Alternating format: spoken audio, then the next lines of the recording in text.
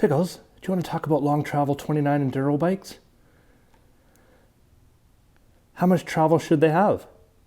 Is 146 millimeters in the rear enough travel, Pickles? Is it? Is it enough travel? I don't know either. Let's talk about it. Hey guys, welcome back to the channel. As you know, I had my giant Range for sale, and as you can see behind me here, I sold it yesterday. So it's gone, and it's now time for me to be looking for a replacement. And like I said in that video, I'm looking for a long travel 29 Enduro style bike. And there's tons of them out there, guys. So I wanted to kind of go through what I consider the budget. I'll say budget in quotes, because it's still a lot of money, but I'm looking for aluminum frame, long travel Enduro style bike. And the criteria for this video, I'm gonna be looking at bikes that are below $5,000 Canadian. That's kind of my threshold for price, below $5,000 Canadian. We're looking at what these manufacturers classify as Enduro bikes. I know the line between Enduro and trail bikes has sort of gotten blurred, but I'm gonna try to stick to Enduro bikes. Those are the style that I'm looking for. So I'll just preface this by saying these are the bikes that I'm looking at. They're, like I said, all below $5,000 Canadian. I'm gonna be looking at Canadian prices, so you guys know size extra large, all the numbers, all the geo numbers that I'm gonna be mentioning are size extra large. I'm 6'2", about 225 for reference, and I really think an XL is what I'll be looking at. So keep that in mind with all the geo numbers that I throw out. 4 key areas that I'll be addressing will be head angle, seat tube angle, reach, and the stack height. I think those give a good indication of how a bike should fit. So those are the key areas we're gonna look at. Then we're just gonna look at pros and cons of each bike, sort of the build kit that they come with, the pros and cons of that. So let's get started. First bikes I've been looking at are Giant, the new Giant Range 29. They have a couple of bikes that sort of fit into this category that I'm looking at. So first up is the Giant Range 29-2. It's got 160 millimeters of travel in the front and 146 millimeters of travel in the rear at $3,449 Canadian. This bike has a 65-degree head angle. It's got a 76.8 degree seat tube angle, so that's pretty nice. Nice geometry on Giant's part, who are usually pretty conservative. It has a stack of 637 millimeters and a reach of 516 millimeters. So again, this is extra large. This is a big bike. Don't get me wrong. Looking at those numbers, it seems like a pretty big bike. Now, some of the pros that I like about this bike are the price. The price is a good deal. It's at $3,449 Canadian. I think one of the lowest prices of bikes I'm going to be looking at today that we go through. So you do get good value with that. So some of the pros, like I said, good value. I personally really like the color. The raw aluminum sort of finish is nice. It's got decent Shimano MT 524 piston brakes on it. Yeah, those are kind of like, I think, the pros of this build kit. Like I said, it's a good value. So when we get to the cons, some of the things I don't particularly like about it is the SRAM NX drivetrain. I guess it's okay, but it seems a little bit of a budget drivetrain. I guess for the price, that's what you're gonna get. Some of the other cons, only 146 millimeters of rear travel. I'm not too sure how to feel about that. I don't know if that's enough for like full Enduro bike park style riding that I plan to do with this. Reading reviews, Giant says that it should be fine, but I'm just not 100% sold on the 146 millimeter rear travel. And finally, budget level suspension. It's got just a Yari fork and a Deluxe RT shock. So basically the same fork and shock that I had on my Giant Range. So again, this is kind of entry level, so I guess that's what you're gonna get. Next up in the Giant lineup is their Giant Range SX 29. It has 170 millimeters of travel in the front and 146 millimeters of travel in the rear at $4,249. So it's a bit more pricey, but it comes with a lot better features. Again, it's got the same geometry numbers as the Range 29-2 that we just looked at. Some of the pros of this bike, it's got great suspension. It's got the Fox 36 Performance Elite fork, Fox DHX2 coil shock, which is really nice. Code brakes. A couple things I don't like about this bike are the color. I know that shouldn't really matter, but I'm not really sure I like this kind of dark red, kind of looks like dried blood or something. I don't know. It's not my personal preference for a bike color, but that shouldn't really matter in the long run if it's a good deal. But again, that's just one thing I don't particularly like about it. It's only got an NX drivetrain. I'm thinking for $4,250, NX drivetrain is a little on the cheap side from Giant standpoint. And again, 146 millimeters of rear travel. Not too sure about that. So we're going to jump over to see what Trek has to offer in the long travel 29er segment. They have their Slash 8 in aluminum. Again, all these bikes I'm looking at are the aluminum builds. The Slash 8 is 160 millimeters of travel front and rear and comes in at $4,649 Canadian. So if you look at the numbers for it, again, it's got a 65-degree head angle. It has a effective seat tube of 74.4. The stack is 635 and the reach is 475. So a little bit smaller than the Giant Rain 29. Seat tube angle is a little slacker, maybe a slightly bit outdated in today's enduro geometry. But if we look at the build of the Slash 8, a couple things stand out to me. It's got some really decent Line 30 wheels and hubs included in this build.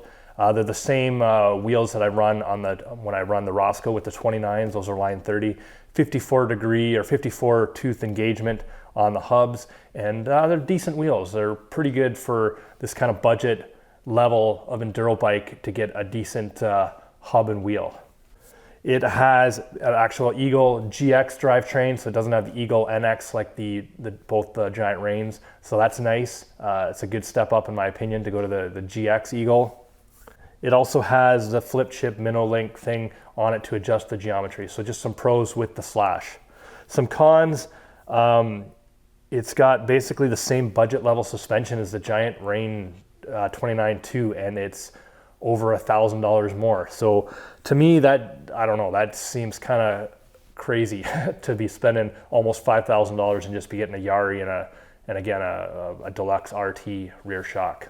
Brakes, just SRAM Guide R brakes.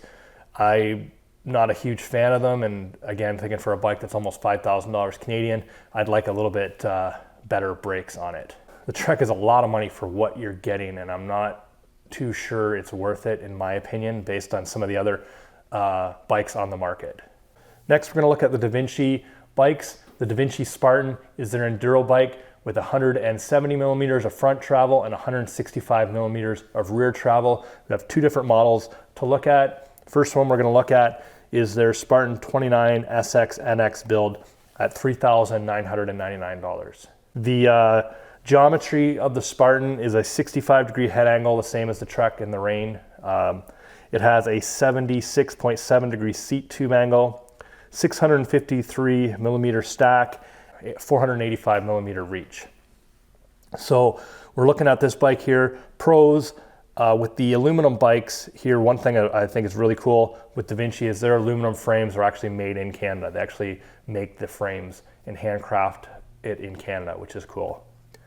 And so pros, we have a threaded bottom bracket. I think this might be the only bike out of everything I'm looking at that has a threaded bottom bracket, which is kind of nice. This one has a good shock. It comes with actually comes with a super deluxe rear RockShox shock, which is an upgrade over what Trek and Giant have to offer in their bikes. It does just have the Yari fork again, so again, that might go on the con list. And one other thing this bike has is it has a Super Boost 157 rear hub. This might be considered both a plus and a minus depending on how you look at it. It's supposed to be great for stiffness and added wheel clearance and all that good stuff, but it does make getting wheels a little trickier, and upgrading in the future might be a little trickier, so that's kind of can be a plus and a minus. The cons of this bike, the Yari fork again, not a huge fan of it on these kind of prices, but I guess we're going to get a lot of that in this when we're looking at these bikes. It has a SX NX mixed drivetrain, and I haven't really heard anything good about the SX drivetrain, so not a huge fan of that for the price. And SRAM Guide T brakes, just personal preference, not a huge fan of SRAM brakes. And one final thing, it has external cable routing, which I'm not a huge fan of the way it looks, but it can be functionally better, but I'm not a huge fan of it. But if we take a look, we step up a little bit in price. We can step up to the Spartan 29 NX GX build, and this one comes in at $4,499 Canadian, so about $500 more than their other build. Some nice things about this one, again, it's got the same geometry. It has good suspension with, again, the super deluxe rear shock, and this one has a Lyric front fork, so a little bit of a step up from the Yari, which is nice.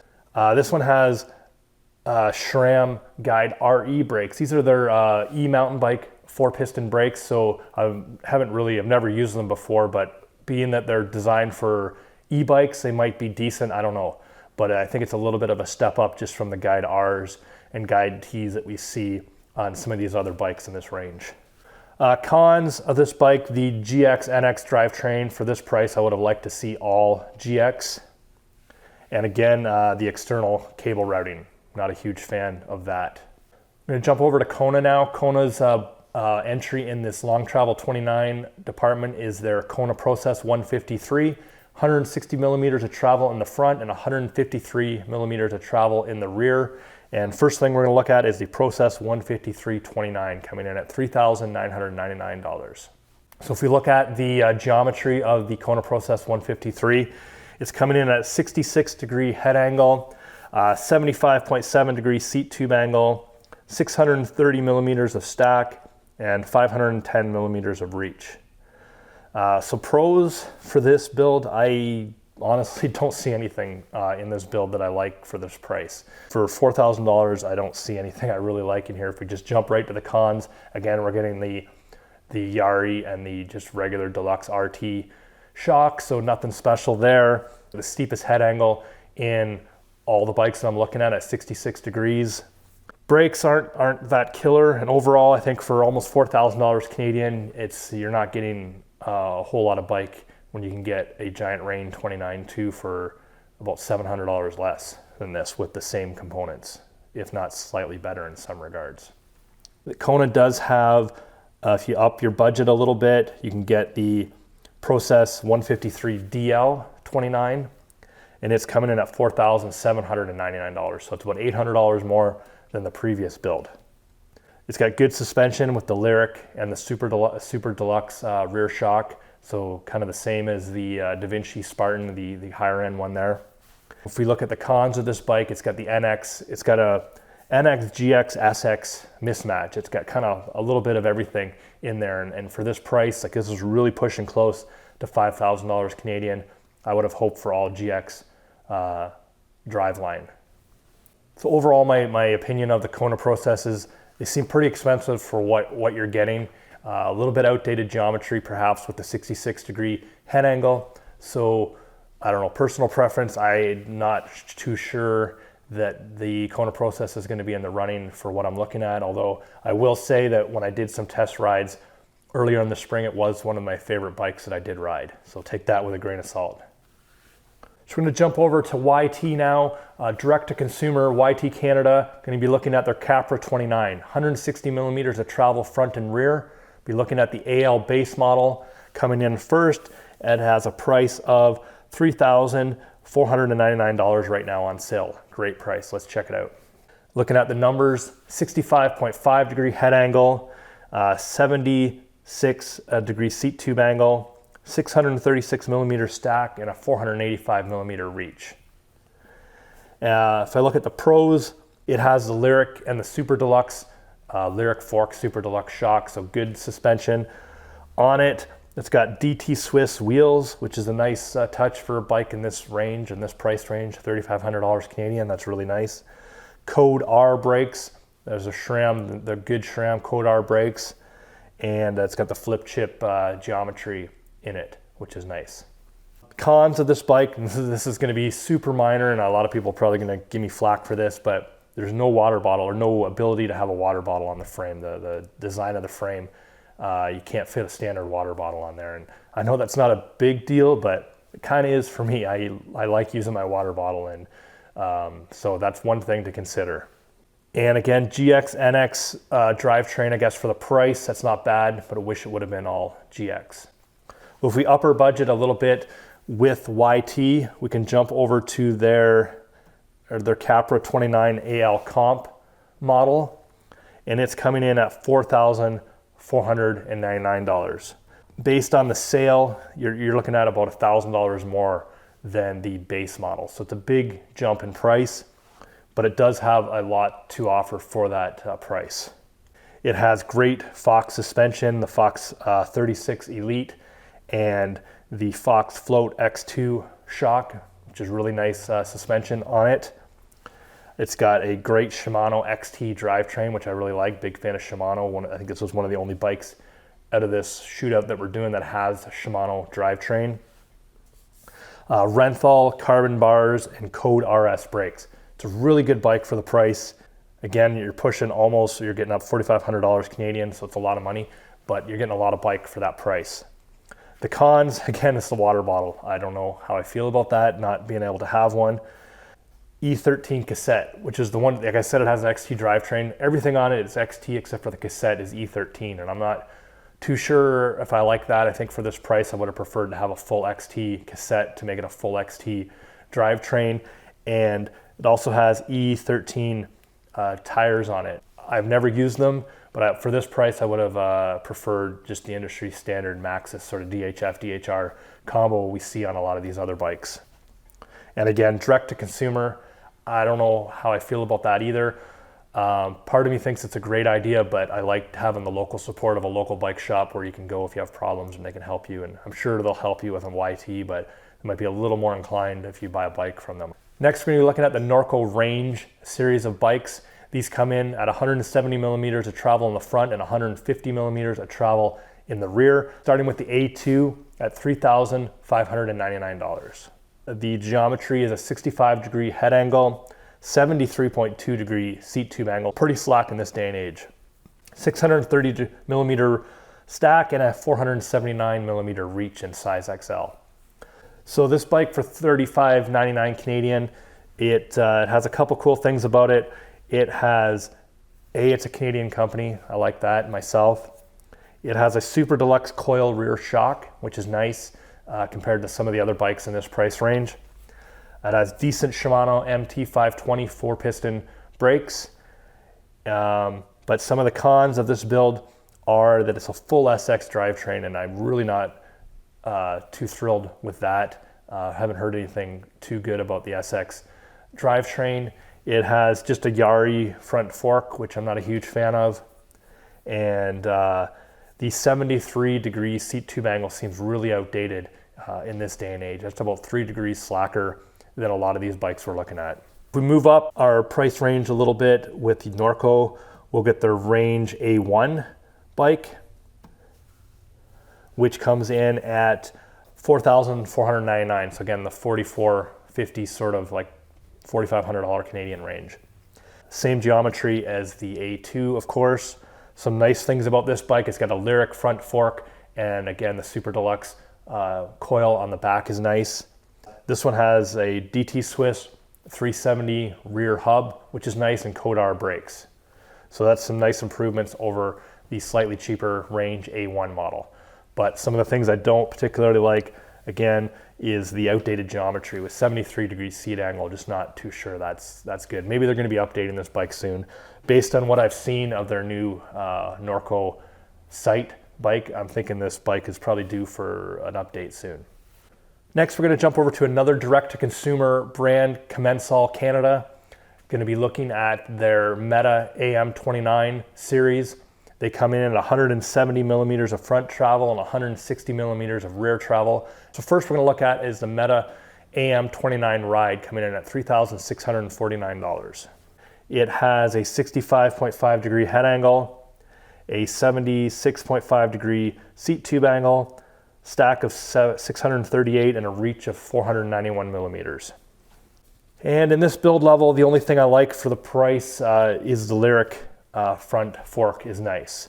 But if we look at the cons of this build, having just a regular RockShox RT rear shock, I don't particularly like that for the build. The Guide T brakes, not a huge fan of them. NX GX drivetrain mismatch, again, for the price, I kind of would hope GX, you get GX on these builds, but a lot of them do seem to be NX, some NX parts thrown in. But if we step up our budget a little bit with Commencal, we can get their AM Essential, and it's coming in at $4,349. So a little bit cheaper than the $4,500 mark of some of these other bikes. Some of the pros of this one, it's got great suspension with the Fox 36 Elite and the DPX2 rear shock, which is really sweet. Shimano SLX 4-piston brakes, Shimano SLX 12-speed drivetrain. So actually, I think I said YT was the only bike in the comparison that had a Shimano drivetrain, so this actually does as well. The cons of this, just the whole color scheme, this kind of dark blue and these skin wall tires, not a huge fan of that. I know, again, colors shouldn't matter, that all should be about performance and specs, but for pushing $5,000 on a bike, I'd want it to actually look like something I'd actually like to look at, and I'm not too sure I like the look of this this whole color scheme and the tire situation going on here. So just a couple more bikes to take a look at here in our budget Enduro 29er look here. It's the Rocky Mountain Slayer. Now this thing is a beast, but let's take a look at it a little bit closer. It has a 63.8 degree head angle. That's super slack, way slacker than anything else we've looked at so far here. It has a 75.8 degree seat tube angle, 649 millimeter stack, and a reach of 492. This one has 180 millimeters of front travel and 170 millimeters of rear travel. So it has the most travel of any bike that we've looked at here in our comparison today. Canadian company, which is a bonus. What do we got here that I like about it? It's got the RockShox Super Deluxe coil, which is nice, and Shimano MT520 4-piston brakes, which I kind of like there. I'm a fan of those. So that's what I like about this bike. What I don't like about it, for this price, a RockShox Yari fork, I think for pushing over $4,000 Canadian, I would have liked to see a Lyric at least in it. And a full SX drivetrain for this price, I think, is not good. I would have preferred at least NX, if not GX. Okay, and last but not least, this bike is kind of hard to get in Canada. Not a whole lot of details on it in Canadian prices that I can find, but it's the Ibis Ripmo AF, the new aluminum frame model they came out with. It has a 160 millimeters of front travel and 147 millimeters of rear travel, and it's coming in at $3,999 Canadian. It's got a head angle of 64.9 degrees, seat tube angle of 77 degrees, stack is 642, and reach is 495 millimeters. Some of the nice things about this bike is a DVO suspension. I'm a big fan of DVO, and it's nice to see on this price point that you're getting a DVO front fork and rear shock. Cons of this build are that for $4,000 Canadian, you're just getting SRAM guide brakes. Not a huge fan of them, and the NX drivetrain. And also 147 millimeters of rear travel, kind of the same as the Giant Rain. Not too sure how I feel about that.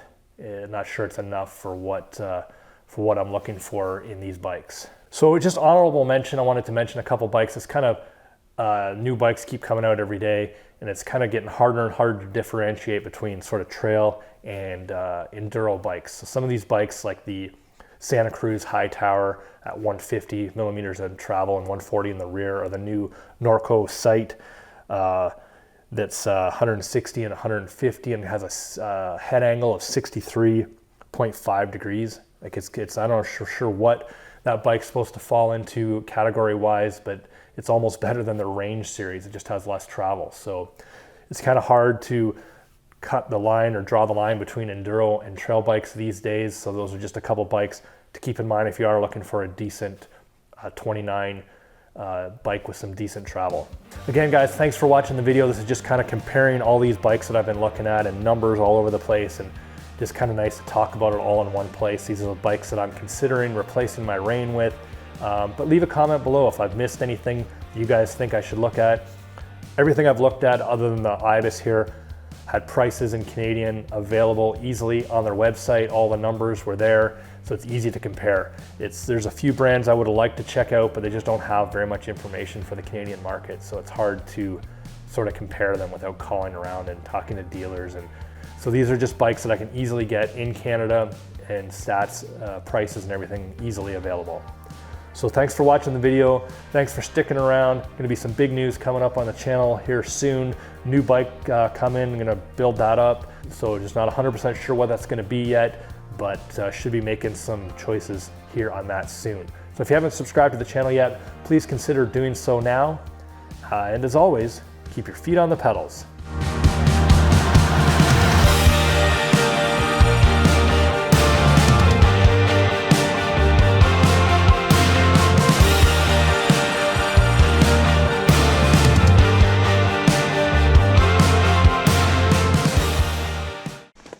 Oh, shut your face, Toogy Howser.